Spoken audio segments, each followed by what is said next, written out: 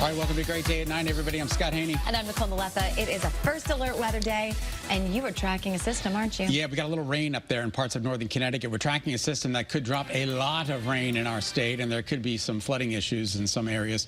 As you can see, some moderate to heavy rain coming down in parts of northern Connecticut, a little string of showers up there. The good news is the lightning strikes, they seem to have calmed down a bit.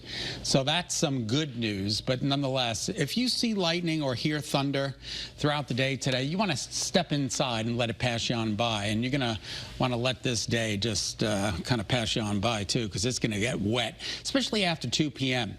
We have a first alert weather day for downpours and storms. Rain totals could be anywhere from 2 to 3, possibly even 4 inches of rain.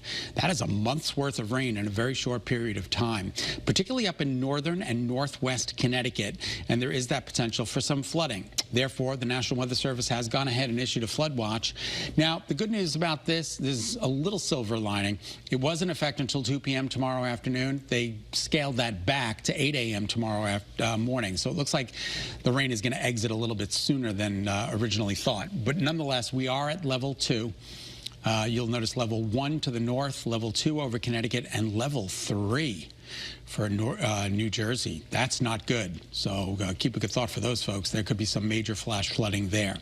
Air quality alert also in effect for smoke and dust and just some ozone. It's all thrown into the mix. So respiratory people, seek out the air conditioning during the day today.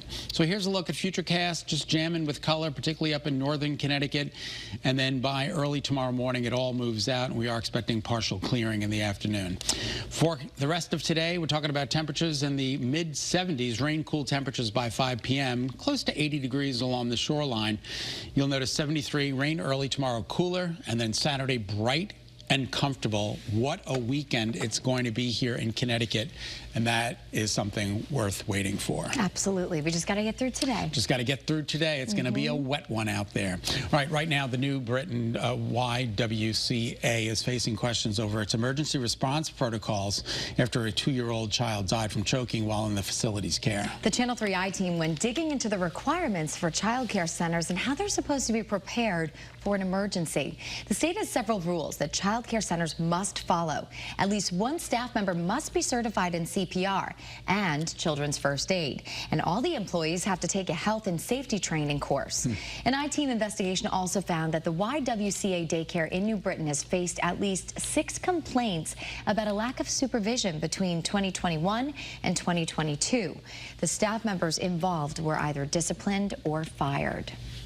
For parents wondering about their child's daycare, you can visit the 211 website and look up the facility's history of complaints. So I don't know if a lot of parents knew about that. I didn't know about that was really either. Important information. Yeah, I'm literally learning it as we're reading it right here on the air.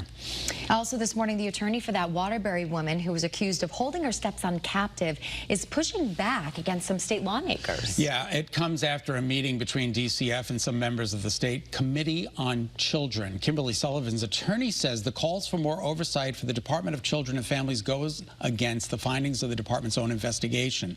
The department did not uncover any evidence of abuse when officials visited Sullivan's home. The alleged victim weighed less than 70 pounds when he was rescued after starting a fire. Sullivan is due in court next month. And you can see our full story about the meeting on WFSB.com. And we, of course, will be in court for Sullivan's next appearance as well. All right, coming